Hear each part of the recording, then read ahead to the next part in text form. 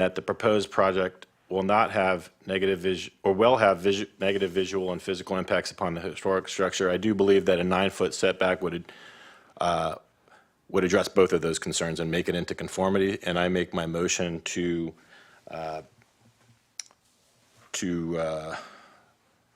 not adopt the resolution, I guess, and maybe City Attorney, you can help me, to, I guess, Councilmember Duncan, it approve. sounds like what you want to do is to make a motion to adopt the resolution with adding a condition that the project be moved back 9 feet. Wow, that was a lot less than what I said. That's why they pay you the big bucks. Be concise as an attorney. Yes, that is my motion. Well, he didn't find, conditions E and F you did not find. I found that they would be met by the 9-foot setback, By the by the setback. 9-foot additional setback, yeah. I'll second that. All right, first and a second. Well, I've got questions. So if you passed, if that passed, then, and the applicants didn't want to move it back 9 feet, so then this is dead? I mean, is that what it is? You're forcing them to move it back 9 feet. That's what, and I don't, do we have that power to In do order it? to get the permit, yes, they would need to move back the 9 feet, the 9 additional feet, yes. Right? All right. So this permit is based on those findings, plus the CEQA ones. So whether you can or can't meet those findings will determine what you do. So if you find that you can make all of them with the project as proposed, then you would approve the project as proposed. If you find that you can't meet them unless it's altered in some way, you would want to alter it to make the findings if that's what you are inclined to do. And those are our two motions. And those were the two motions, the original and the substitute. All right, so we'll have discussion on the substitute, take that first. I will tell you, I'm concerned about taking, and whether or not by imposing these new conditions that have not been vetted, reviewed by our planning commission, we're posing new conditions, which essentially takes property from private property owner by restricting them unreasonably. And I am concerned about that. And as I said, I'm content to approve this project as is, but anybody else want to speak to their motion? I'll just ease your pain. It's only 9 feet. They didn't argue that the adjustment to the pergola, which was 5 feet, would do the same thing, and that's getting pretty close to the same amount. So it's a pretty insignificant amount. I don't think there's any issue there. I think it's fully within our purview. If our purview is just to rubber stamp it, then why'd we have an hour and a half meeting here? So obviously, we have the authority to make adjustments, and I'm asking to make a very, very minor reasonable adjustment, which was very practically asked by folks. And by the way, I should note, most of the folks who talk don't live in that community. It's not about people who live in that community. It's about the rest of us and people who may visit the community who want to see this house and have an unobstructed view. And I think it's a reasonable compromise. So that's my take on it. Yeah, that might be a reasonable compromise, but at the planning commission meeting, all these things were brought up the exact same way, and I don't recall the applicants jumping up and compromising it at that time. There was a compromise, and that's what it is. We've seen that. They did actually move it back. I remember the same arguments, and they came to a compromise at the planning commission. And like I said, if they had their opportunity to jump up then, and they didn't. They thought that this was the compromise. I'll just quick follow up. comment on that. Go on, Mark. A quick comment on it, that this is de novo, meaning, so this is fresh eyes looking at Precisely. this newly without thinking of what the planning commission has said. So we need to be considering this. No, I didn't say what the planning commission said. What I said was, they talked about compromise, and there have been previous compromise. That's in the staff report, by the way, that you can read. No, I'm not. You I'm can not read it. They I know. talked about the compromise. It's I'm not debating that compromises have been made. I'm saying I'm in agreement that I believe one more compromise would be a way to get the community on board with this project. It'd be a way to not just this generation, but future generations, to be able to appreciate our historical buildings that we have, as well as to make sure that the new residents are coming into a welcoming community as well. Call for the question. Question's being called. Second? Yep.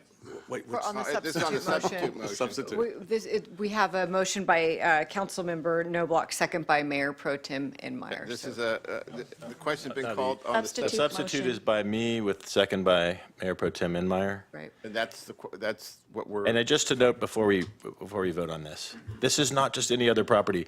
I mean, into the Moses family, you picked a property between two incredibly important other properties, right? question's been called, And so discussions over this the- is not about SB 9 and all these other doomsday theories. This is a very, very specific The question piece of has been property. called, so And we're I think gonna- we need to make sure that we Get a tailor loaded our vote question. to Yeah, we the did. We had a specific first and circumstances and not second. broaden it to other concerns. All right.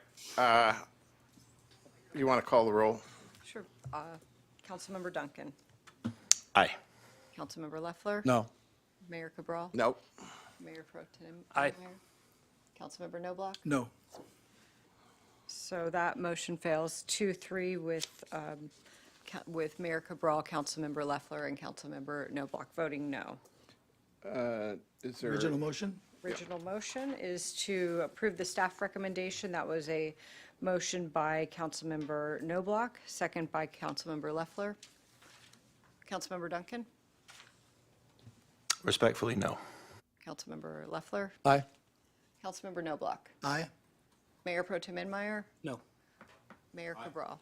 Carries 3-2 with Councilmember Duncan and Mayor Pro Tem Enmeyer voting no. All right. Next item. Okay. Next item on the agenda is, do you want to, Yeah, let's take, since we've been here for now 10 hours, 11 hours, take 5 minutes.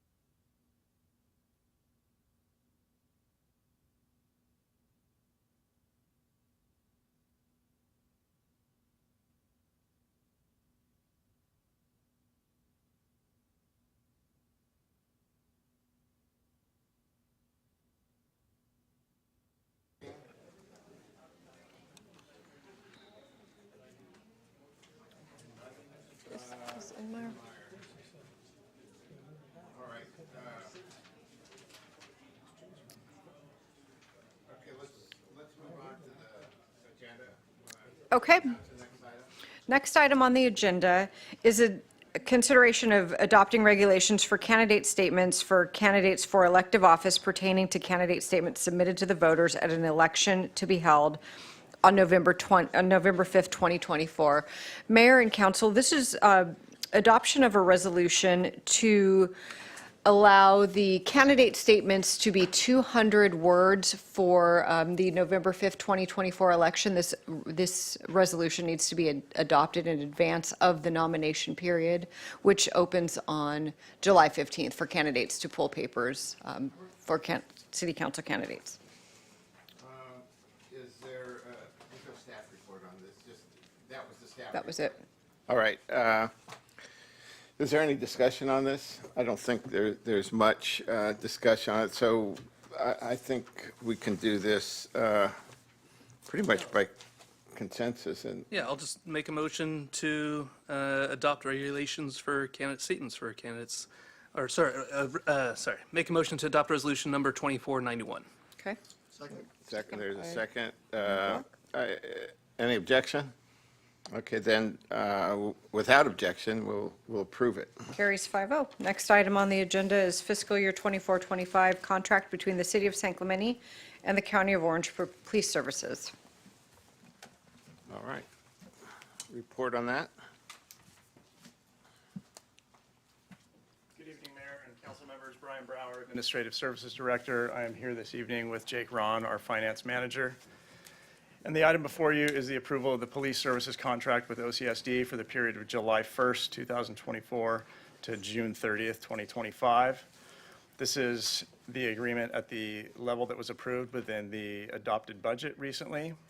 The total adopted police services budget is $22.9 million for the upcoming fiscal year. The contract amount under this contract is $21,091,000. The contract before you maintains current service levels and includes 58 dedicated positions as well as 16.9 full-time equivalents for regionally staffed and shared staff throughout the organization. And the contract amount includes personnel increases related to the recently adopted OCSD staff MOU. And with that, happy to entertain any Consistent with questions. the budget that we passed? Yes, this is very much so. Okay. Is there any questions? I want Jay to explain the 21.7 million. I'm just kidding. What's the first 19 million? If there's no, Just one quick question. We've, in the past, looked for 4 additional deputies. We only have 2. This budget funds the 4, correct? The contract itself makes available or creates a potential for 4. Currently, none of them are filled, and the budget includes funding for 2 of them in the upcoming year. But this contract provides for, allows for those 4 officers, correct? That is correct. But it's not funded, only 2 of them are funded. 2 of them are funded. is there any public comment? There's no public comment. Okay, hearing no public That's comments. my only question. Thank you. Seeing no further discussion, someone want to move to? I'll move the item. Second? Moved and seconded. Did you catch those names? Yes. Moved by Duncan, okay. Second by All Councilmember right. Noblock. All those in favor? Aye. All right, so it passes by unanimous consent. Passes 5-0. Next item on the agenda is consideration of a revised purchasing policy and introducing and conducting a first reading of ordinance number 1776, amending and replacing sections of San Clemente Code Title III Revenue and Finance.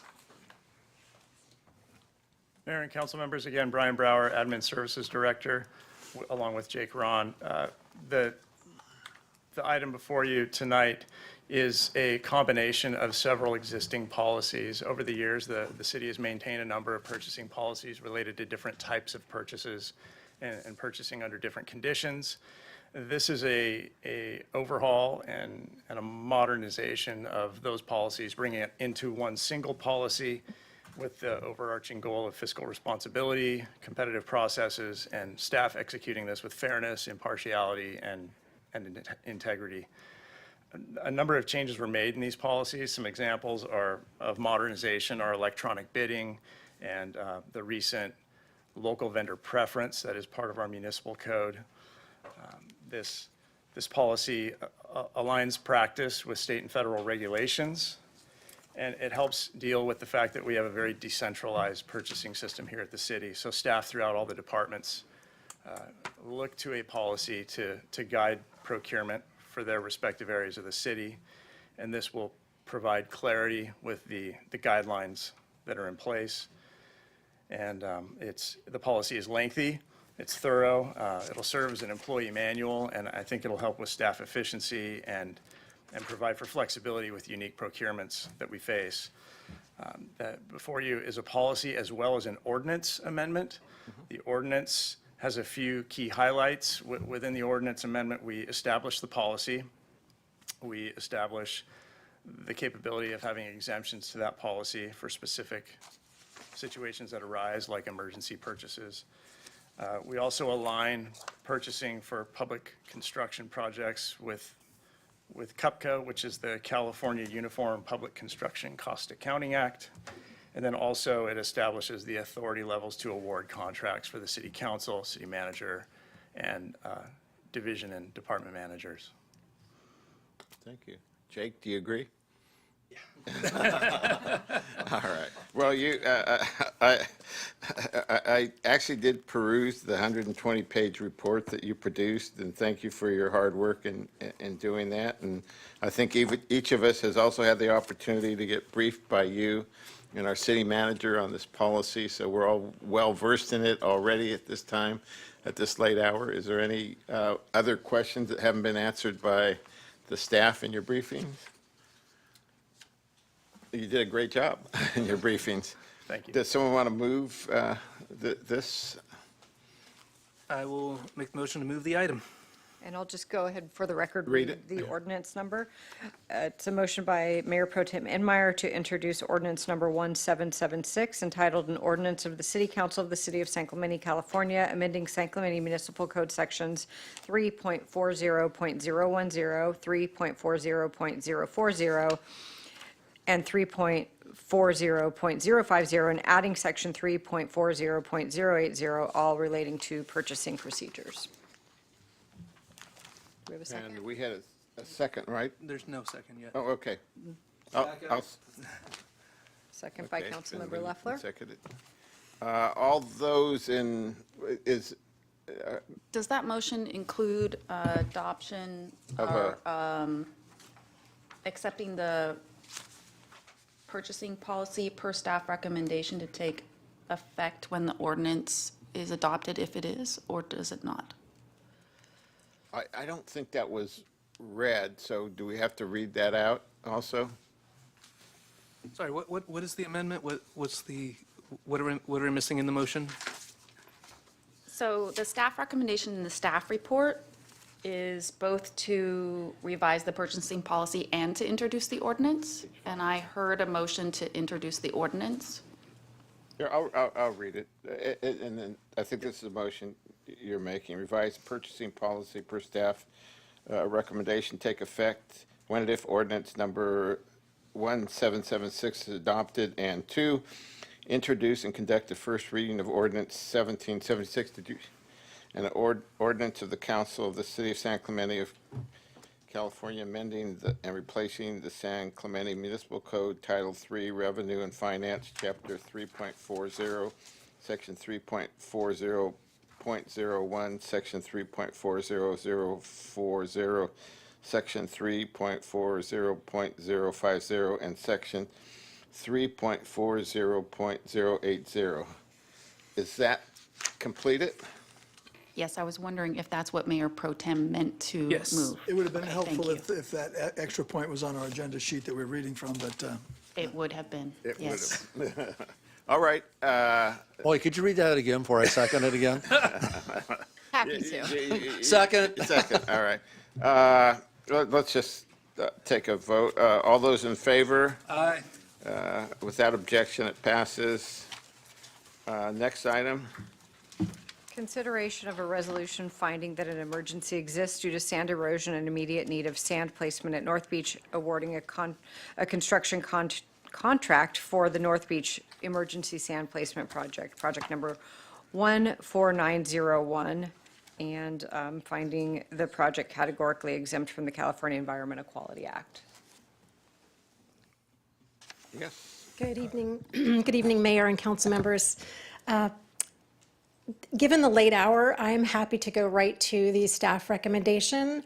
Happy to answer questions. I also have Amir Ilkanipour here who can answer any questions on the contracting process or the bid itself.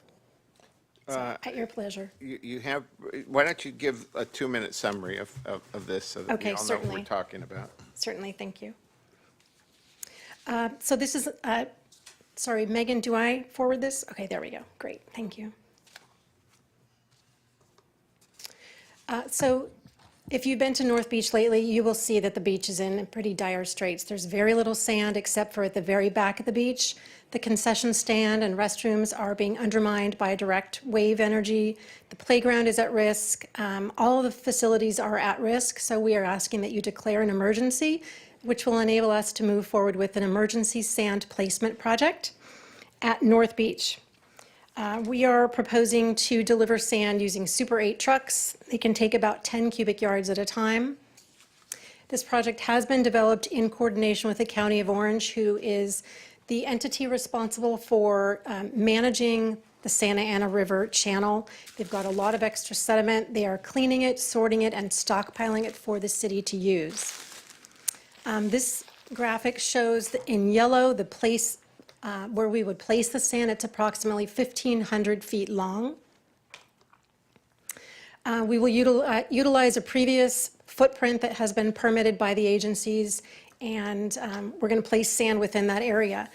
The southern terminus of the project is at DeHay Court, and the southern 1/3 of this project is actually in an area that's OCTA's reinforcement areas 1 and 2. So this will not only directly benefit the city, but it will also directly benefit the railroad, which is a DOD designated railroad corridor of strategic defense.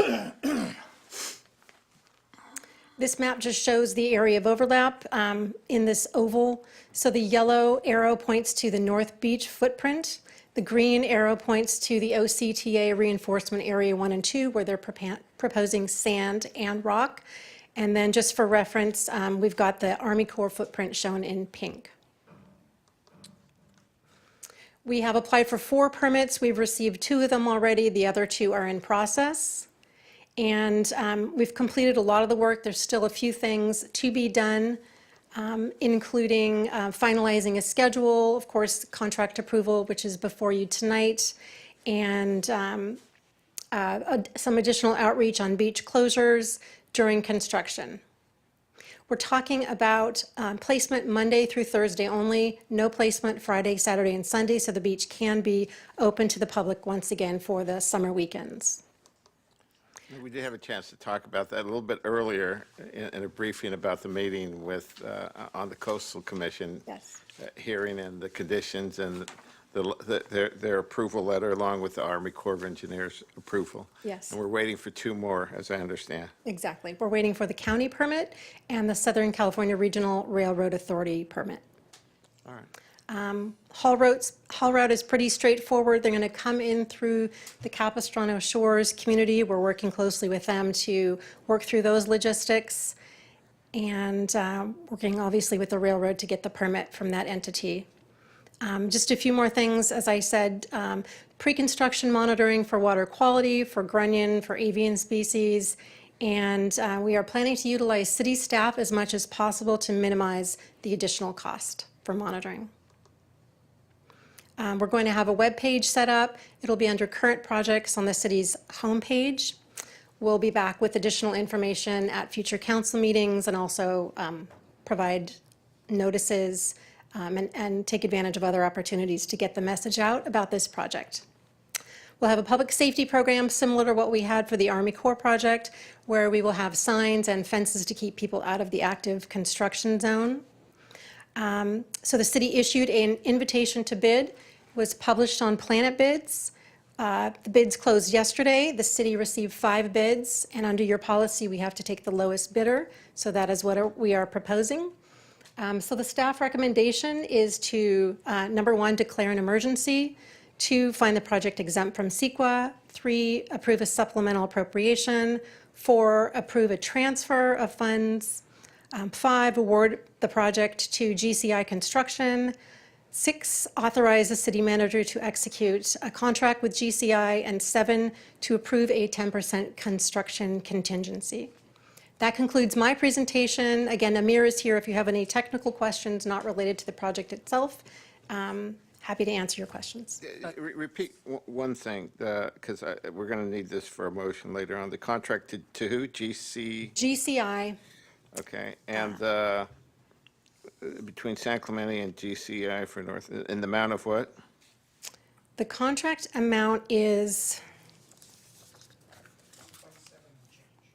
1.7 million and change. And then there's a contingency, 10% contingency. And is there a dollar amount? Because in the motion, there will be one. I don't know Yes, if we want to include. it is. Oh, there it is, up there. Okay. 172,000. Okay. And I just, I mean, the only 2 issues we got your 50-page report. We've all got briefed on this from Andy and others. The only new information that came in last week after these reports were out were the 2 approved permits. I wanted to make sure the city council was aware of those and all the conditions. And I don't know if we've sent them out to everybody, but if not, they're on our website. And then now the determination of who won the lowest bid. And so I think that's all the new information that we have. And I think most of our questions have been answered, unless somebody has a question that has. Just one question.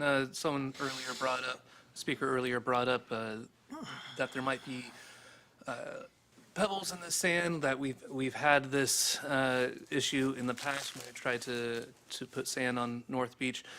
What are we doing? You mentioned staff monitoring. What are we doing to make sure that we're getting actual sand and not rocks on this Yes. beach? Thank you. That's an excellent question. I did bring bags of sand, sample sand for each of you, so you can see exactly what the material is going to be like, so you can keep that if you like. So the county is. Right. I've got a bigger bag in my office too. So the county is doing the sorting and the grading and the cleaning, and they are working with a grain size envelope that matches the city's grain size envelope. They might go a little bit bigger, but what you see in that bag is pretty representative of what we will be expecting to receive on the beach. So mostly very perfect beach sand with a few little gravels and things like that, because it's coming from eroded mountains through the river channel. So we're going to try to grab it from as low down as possible, so it's as close match as we can get. But what you have is again, a representative example.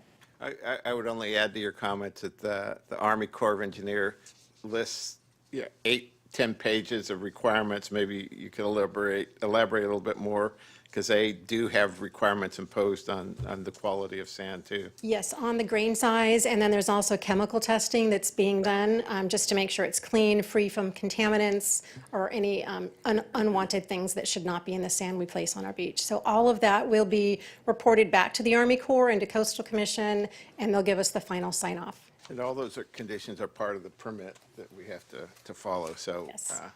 So, Just in case we have an issue that we did with the Army Corps, where everything seems like beforehand, everything was going great, everything's fine, and then the sand actually comes on the beach and it's not that quality, what do we have in place?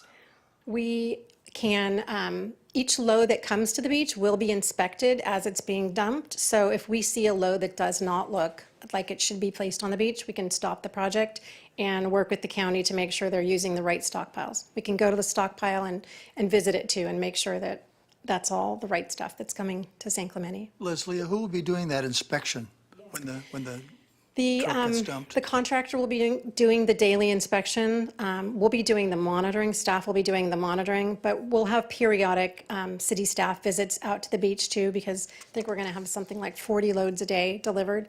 So it's going to be a very active site, and city staff will be on it. Any other questions? Yeah, I just have one quick question. I didn't see in the contract, the bidder on this, GCI is a local contractor. We give a preference, a small monetary preference to local contractors. Was this contractor still low after they got the benefit of the I defer to Amir on local that. contractor amount? Good evening, Mr. Mayor and council members. They were, regardless of the benefit that they would get with the 7% and maximum of $150,000, they were still the lowest contractor. Okay, I couldn't tell that without from the those staff benefits. report. Thank you very much. welcome. Appreciate it.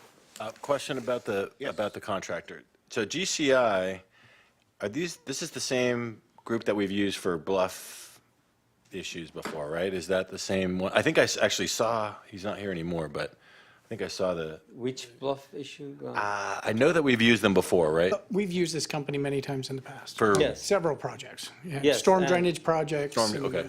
A lot of different Okay. projects. Yeah, I have myself personally worked with them on many projects for the last 17 years that I've been here. They're a very good contractor. Yes. And, but they don't they don't have the equipment, right? So they're going to subcontract for the logistics part of this? Is that part of it? I believe the trucking aspect of the project will be done by their subcontractors, I believe. And do we have any control over the subcontractors or not, information vetting about the subcontractors ahead of time? Yes, well, Or is there any requirements? I guess maybe that's the better yeah, the word. requirement is whoever works under them as subcontractors, we need to obtain information as far as DIR and just making sure they are under prevailing wages. Right. And they also satisfy other state requirements, state and city requirements. Okay, thank you. Thank you, Amir. All right, thank you. Someone want to make a motion? Or Have two, unless there's more- Mayor, we do have two speakers. Oh, okay, let's have the speakers. Lois McNichol, followed by Mike Kay. Before the speakers come, I just want to thank the city manager for actually coming up with the financing to do this so that we don't have to put our scoop permit on pause. That's a huge thing. Thank you. Yes. Lois? Yeah, hi. Yeah, I was at that North Beach Homeowners Association meeting, and I saw that sand. And I'm still puzzled by why we are using sand from a riverbed for a beach. Because I know you're all looking at it in these little bags up there, but that does not look like beach sand. That doesn't even look like trail sand. So it's darker, it's got more rocky feel to it, it's more porous, it simply does not feel like beach sand. So whoever is monitoring this, and please, it has to be somebody besides the contractor, they have to look out for that, because that was our problem before. And we need to start thinking about better ways of getting sand on the beach than simply putting it on the beach. We need to be thinking about retaining the sand on the beach and growing sand on the beach. The technology is already out there, we can do it, and that's the way we have to start thinking, instead of spending millions of dollars to just put sand out there. Thank you. It's very late, so I'm going to keep this really short. GCI is my brother's construction company. He purchased it 4 years ago. It's been in business here for a long time. They do a lot of the undergrounding, and it is important to keep GCI around and other local companies like that. So I want to say that it's wonderful that we're using local guys because there is a institutional memory that go with these fellows. They remember where a lot of our infrastructure lays currently underground, and they are often consulted with other projects. I'm also concerned, though, that we keep using the idea of an emergency for our contracts. And I'm worried that scrutiny isn't properly put in place, that due diligence isn't always there. I'll point to the very expensive project we have going on at Casa Romantica and how that kind of overran everything, cost more, et cetera, as well as over in Cypress Shores where I live. We're in year 3 and they're nowhere near, well, they're near done, but it continues. So hopefully this one will go a little smoother, a little quicker. I think a cost-plus contract would be a better idea for a project like this. The trucking is 95% of this job, and with an S-type corporation, that's just a pass-through. They could make a little bit of money on that, but we can scrutinize a little closer. And time and materials for some of these, as well as these ad hoc projects come up for sand as we find it available here and there. We might want to take a little closer look at how some of those contracts are handed down. We could save a little bit of money. I also do know the trucking that's used in this, Councilman Duncan. They're coming out of North San Diego County and the Inland Empire. It is the son of the manager of GCI, Terry. His son is running the trucking. They're good trucks. They're good operations. They're not super tens, and they are bigger buckets than was listed, but they are reputable. Anyway, I think it's great we're using local talent, and I hope as the sand goes on that we continue to try to do that as much as possible. Thanks. Thank you. No further comments? No further All right, comments. does someone want to make a motion?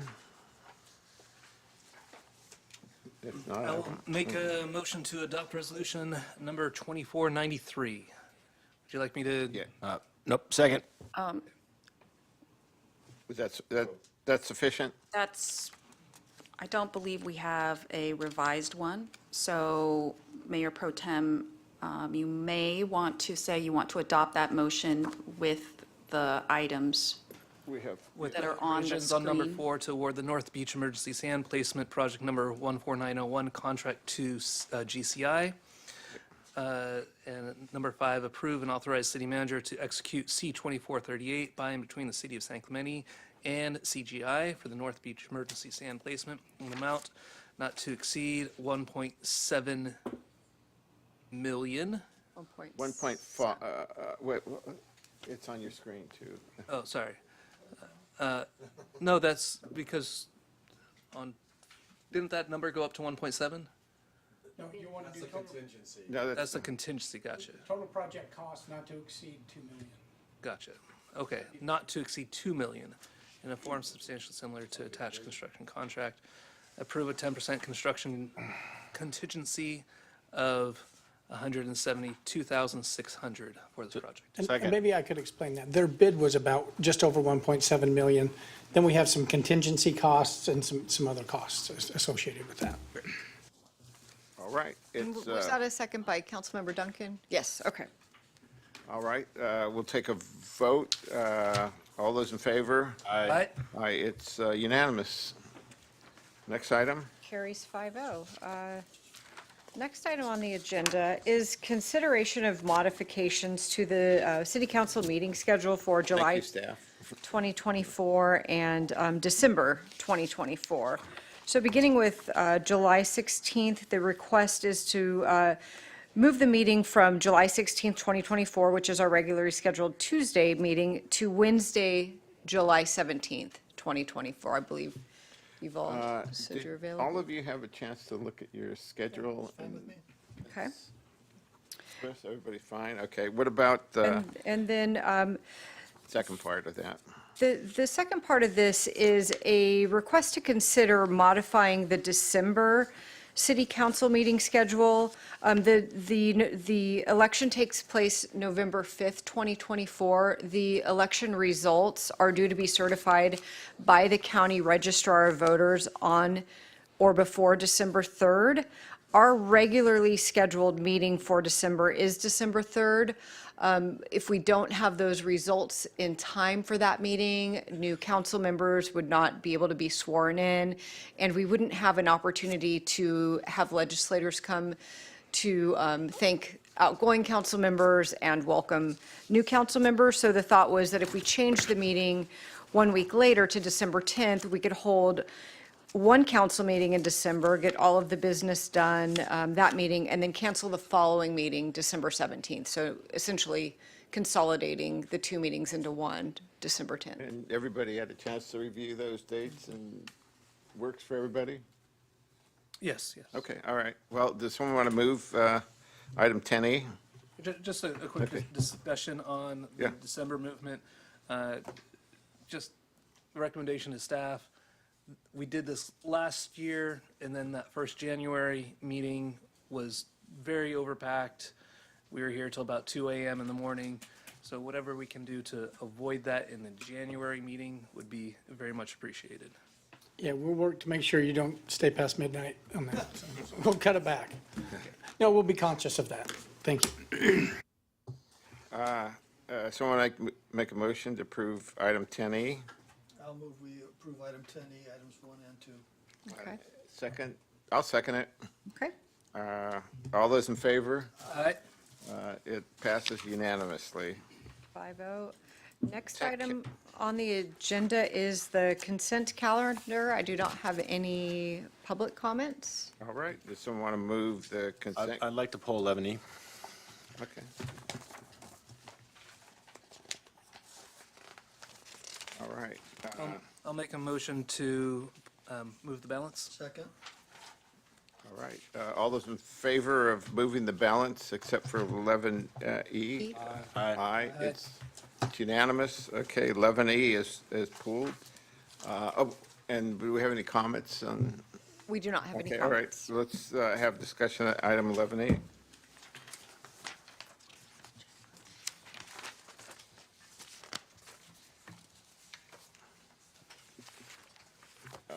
Do you have any, you want to make a statement? Yeah, I guess I'll go, we want to go first, Brian? Well, Mayor and council, would you like a short summary of the report summary, prior yeah. to? Yeah. Brian Brower, Administrative Services Director. This item reflects the subordination of various loans, and, well, let me start over.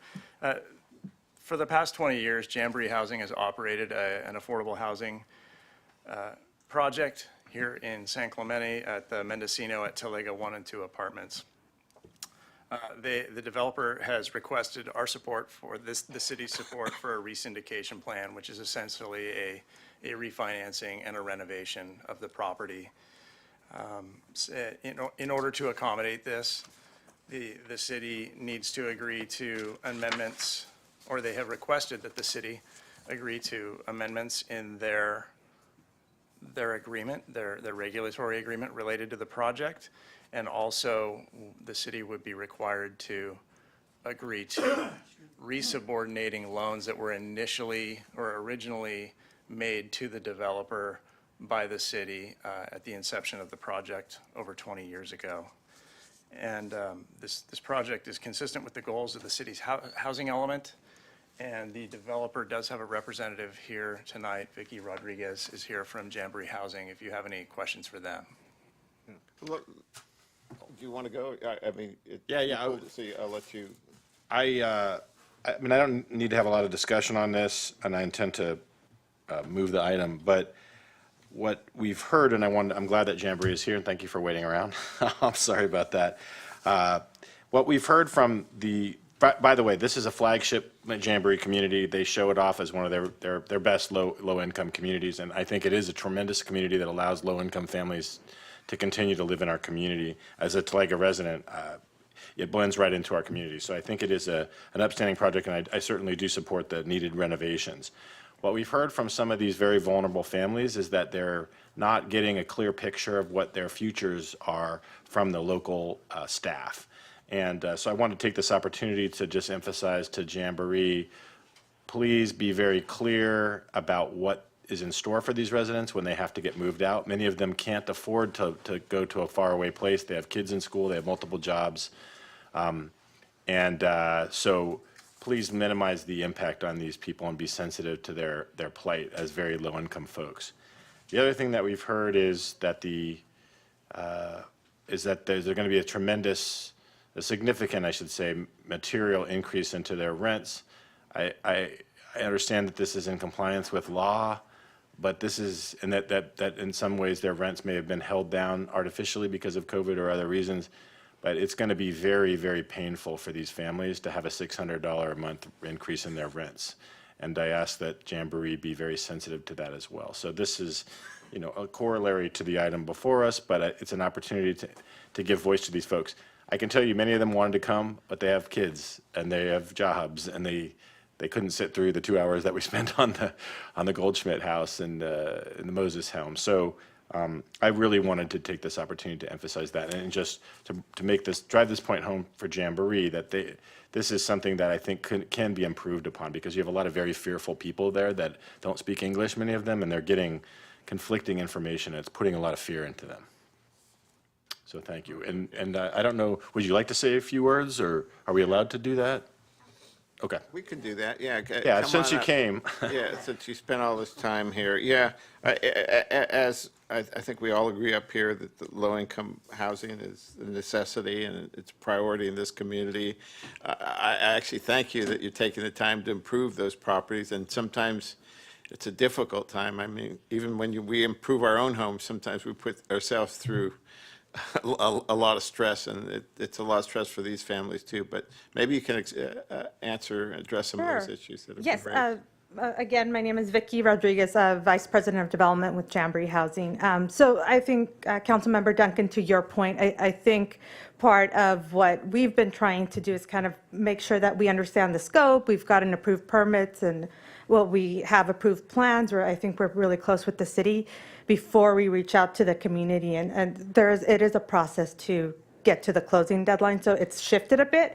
As Brian can attest, we received an extension. So we didn't want to unnecessarily alarm residents. We wanted to know exactly when we're closing, which we have established that closing date in late July. So now the goal is to have a resident meeting at mid next month at the earliest, to just start talking. In terms of actual relocation and movement of residents, the kind of the construction process, we won't be starting units until October or so. So we're planning on giving residents a lot of notice and helping them with and covering any expenses.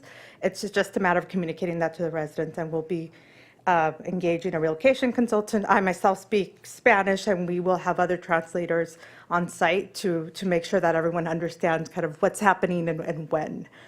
In addition, in terms of the concern with rent increases, there is absolutely no way that there would be a $600 increase. The rent increases would be limited to 10%, and it would be once a year, if that. And obviously, we are very sensitive, knowing that we serve very low-income folks. We're very sensitive to that and would not want to.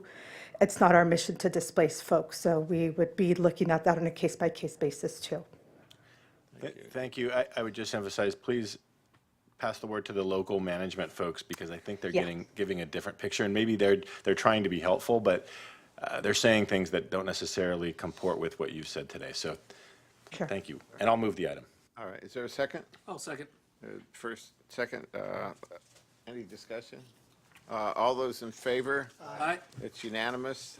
Thank you for being here, staying this late. Next item on the agenda. Oral communications, part 2, and I do not have any speaker cards. So right. we can move on to future agenda items. Future agenda items, anybody? I don't see any. Okay. Chris? Too long. For reports, are there any commission and/or committee reports? I already gave mine. Okay. All right. Council, any other council members? No? I just want to ask Chief Mall for a time check back there. Okay, all right. Done overtime. Council subcommittee updates? No. City attorney? Thank you. I have nothing to report, except it's a pleasure to serve the city of San Clemente. Thank you. Very good. City manager? There are a few contracts we need to look at tonight.